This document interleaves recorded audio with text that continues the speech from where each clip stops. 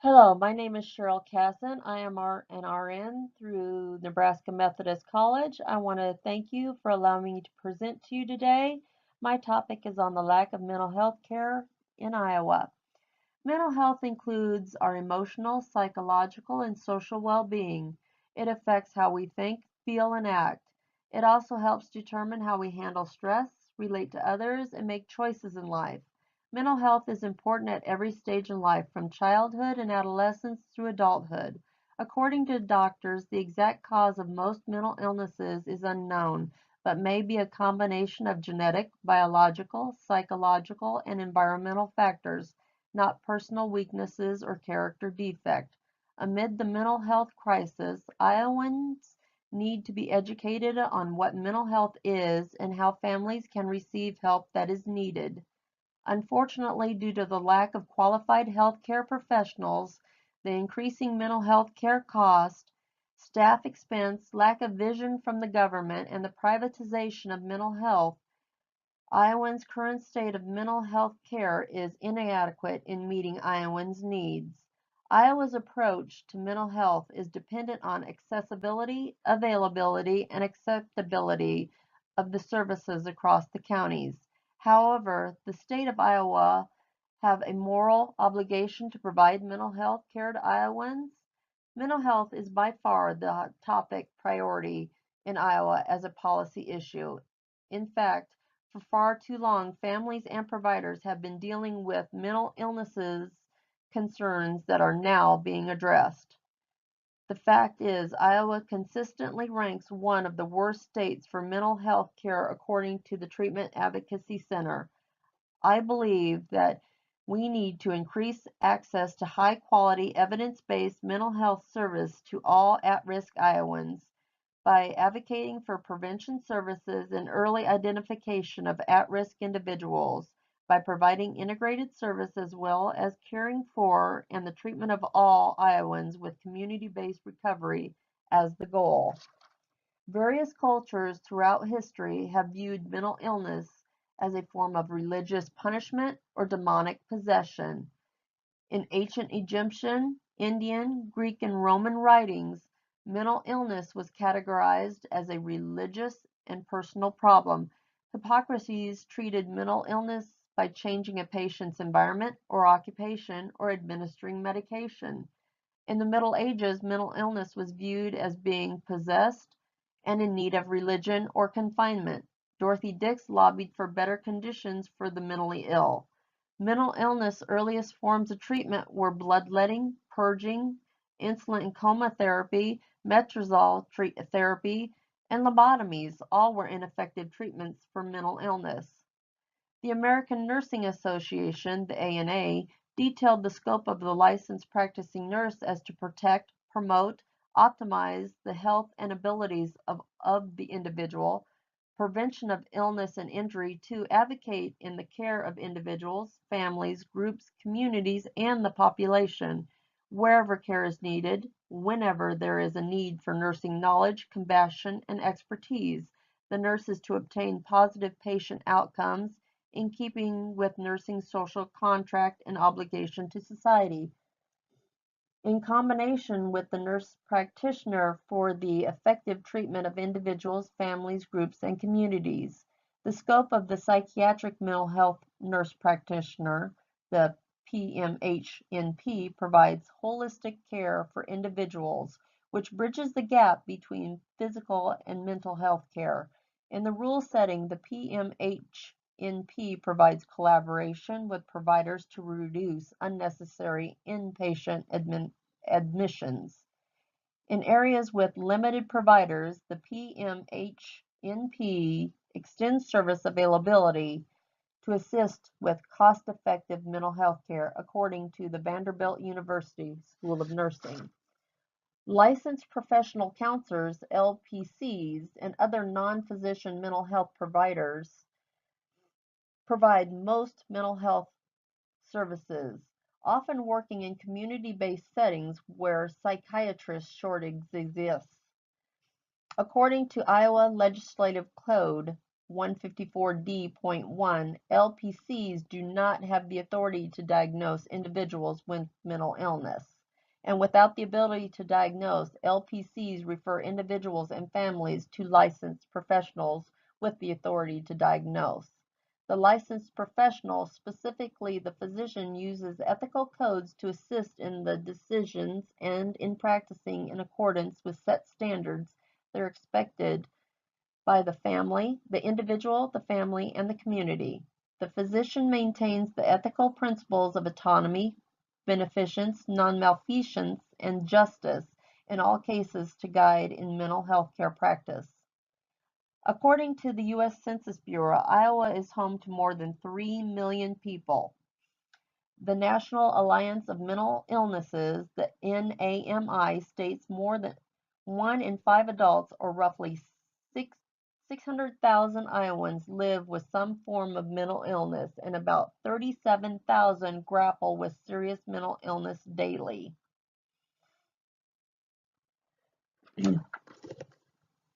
Iowa's population is growing over 60 is growing while the proportion that is under 60 is shrinking. 27% of Iowa's population will be over 60 by 2030, and increasing to 31% is projected.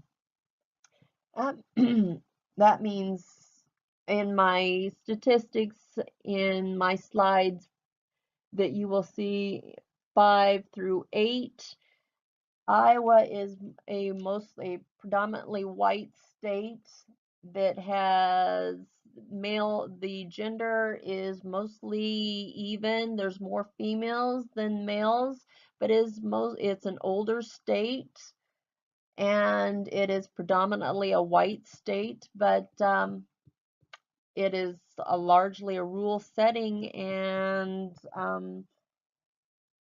it is a growing state with more education opportunity, and it is not the least poverty state, but it is not the wealthiest state as well. So we do lack funding because of the size. We don't get a majority of block grants or funding, so we have to come up with funds on our own. Iowa's population education attainment in 2016, high school graduate and higher was 91.8%, and obtaining bachelor or higher was 28.4%, according to Iowa's Data Center. Education in mental illness can impact and affect academic opportunities, career advancement, social and emotional growth, and development. These combined can accelerate an individual recovery process to mental illnesses by expanding intelligence, broadening social structure, and emotional status. Some causes of the lack of mental health care in Iowa in 2014: we only had 2% of adults with serious mental illnesses that had access to supported employment, while the program was available from fewer than 1 in 10 of all mental health facilities in Iowa, according to the Treatment Advocacy Center. The Treatment Advocacy Center ranks Iowa dead last in the number of psychiatric treatment beds per 100,000. In addition to the lack of psychiatric treatment beds, many related problems are on the rise in Iowa. Iowa is ranked 47th in the number of psychiatrists licensed to provide care. Also, according to Iowa law enforcement, as many as 38% of the people in jail are therefore untreated mental illness. In 2015, Iowa closed 2 psychiatric hospitals. Between 2010 and 2016, Iowa eliminated 85 of its public psychiatric beds, and that's a 57% decrease. The state currently maintains just 2 beds per 100,000 people, well below the 50-bed minimum adequate treatment for mental illness. Furthermore, in Iowa, more than half of the beds are occupied by people who are involved in the criminal justice system. Additionally, Iowa lacks the qualified healthcare professionals, the increased mental health care costs, the staff expense, and the lack of leadership and privatization of mental health care has escalated the lack of mental health care issues for Iowans. The decreasing mental health accessibility, availability, and acceptability across Iowa has caused counties to demand improved mental health care. In 2018, Governor Reynolds agreed that Iowa was not doing enough for mental health care in Iowa, so the House File 2456 became law on March 29, 2018. The law expands access to the scope of locally funded community-based mental health care services provided the Regional Mental Health and Disability Service Board. The additional and expanded services included access centers, assertive community treatment teams, comprehensive crisis services, and residential services.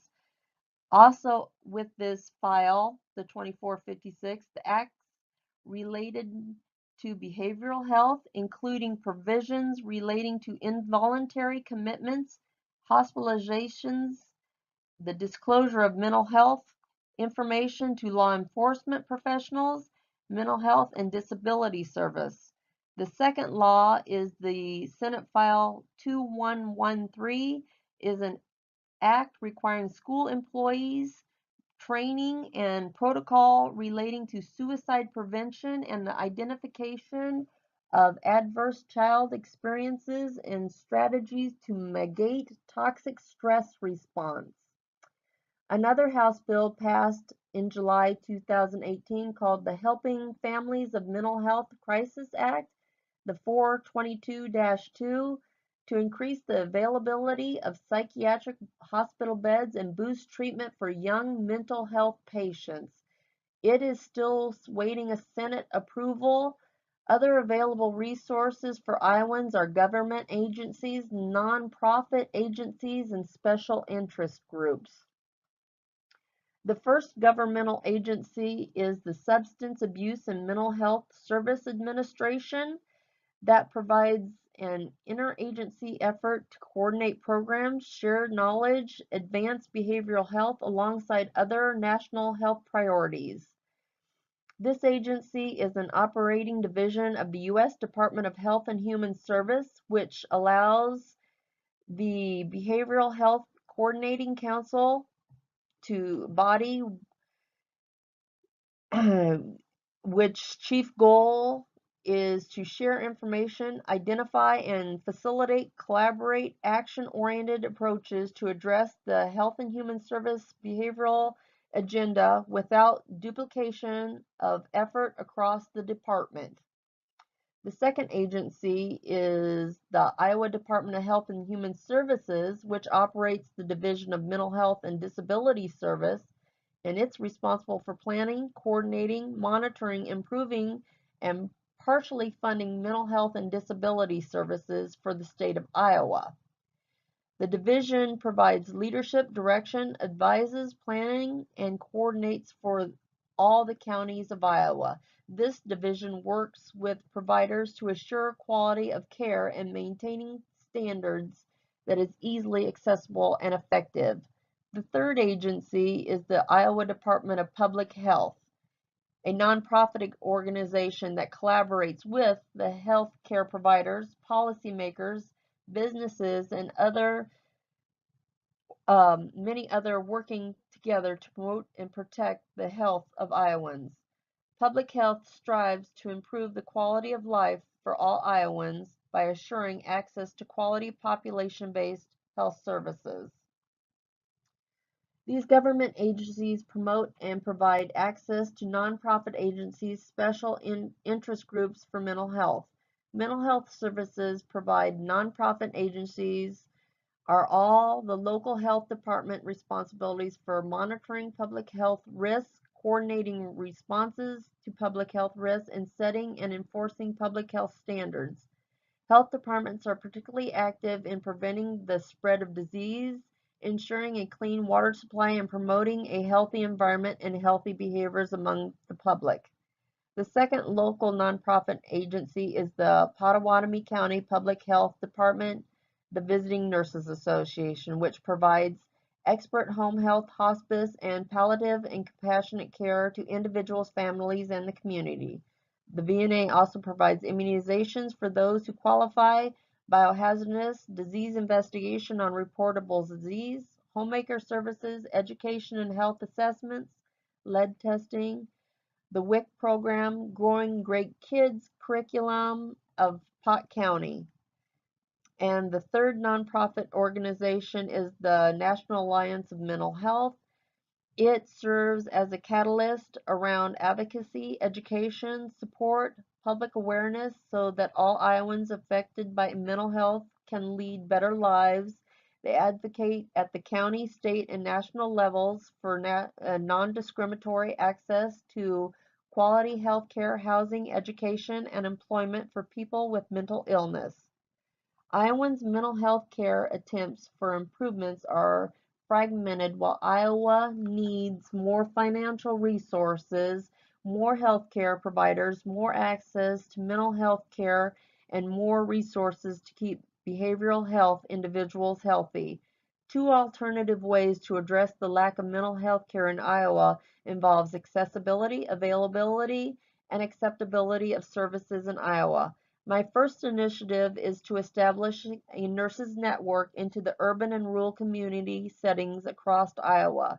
This network would focus on several aspects of mental health care and our response to the individual, family, and community in the home-based setting.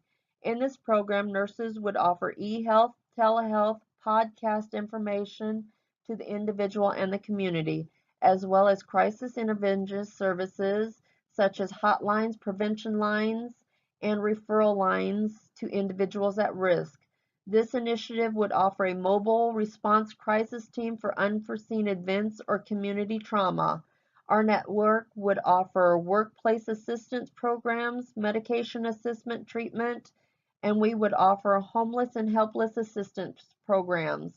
The nurse would offer support groups to families and the community, as well as counseling, case management, and assistance with transitional programs. My second initiative is to establish a friendship program which will provide a multitude of services for the individual, family, and community. This program takes a proactive approach with mental health care and the community. One such approach is to use recycled cellular phones for the at-risk or transitioning individual back into the community setting. Other services this initiative will offer our child daycare, emergency short-term crisis child care, adult daycare treatment, and respite care. Also available to the public are positive parenting classes, mentoring measures, companionship, assistance with transitional services, residential treatment assistance. This program would also provide hot meals for the homeless and helpless in the community. Friends will provide resource information, advocate, support, train, and provide prevention support, education, and referrals to available resources discreetly and confidently. In 2014, Iowa's community-based mental health services were insufficient for individuals requiring higher levels of care. As a result, many patients were discharged into the community without care. Although there are agencies already available for the public, these resources were underutilized.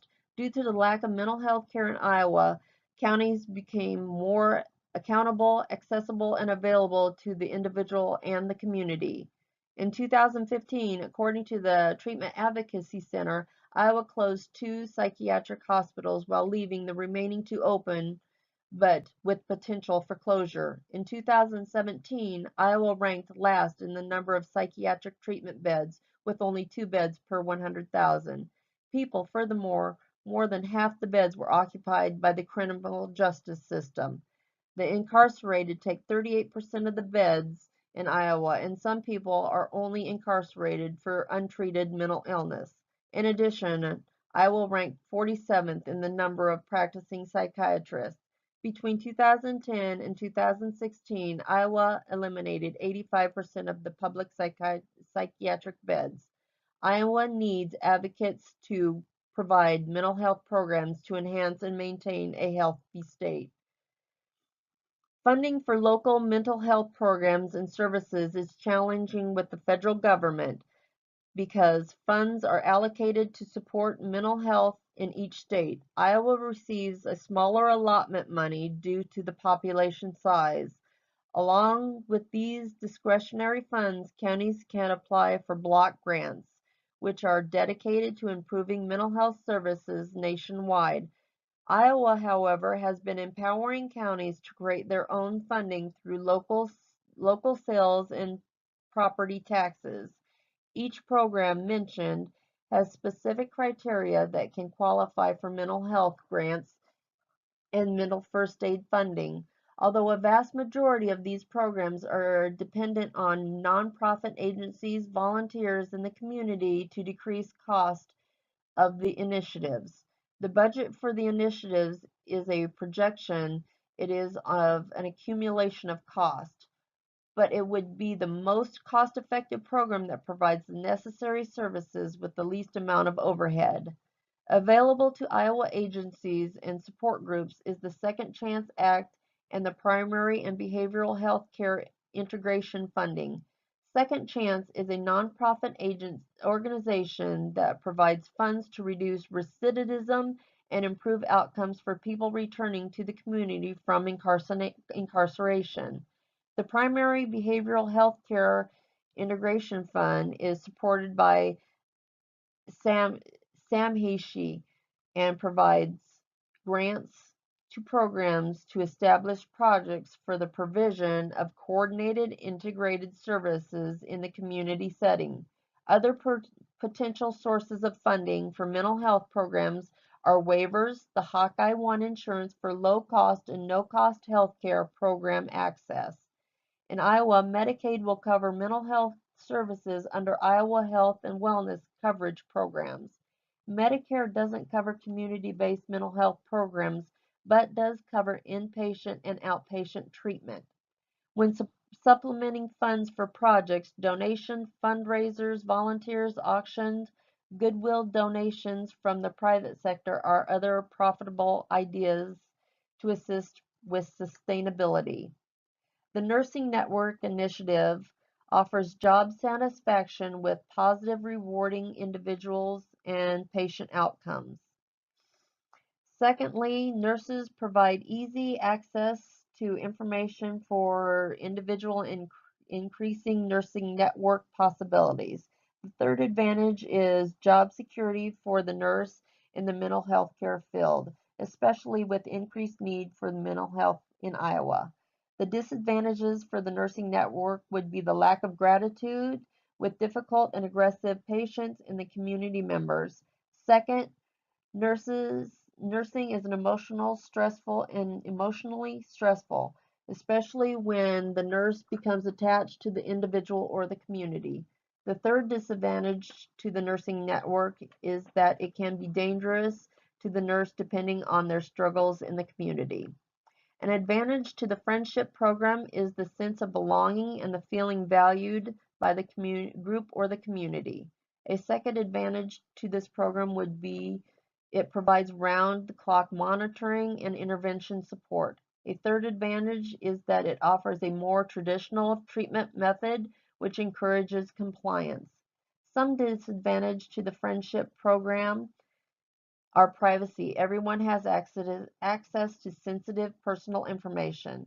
A second disadvantage is overselling or underselling an individual or community concern and not addressing the issue. Another disadvantage is misinterpretation of assessment. in the attempt to circumvent a crisis situation and not providing accurate referral.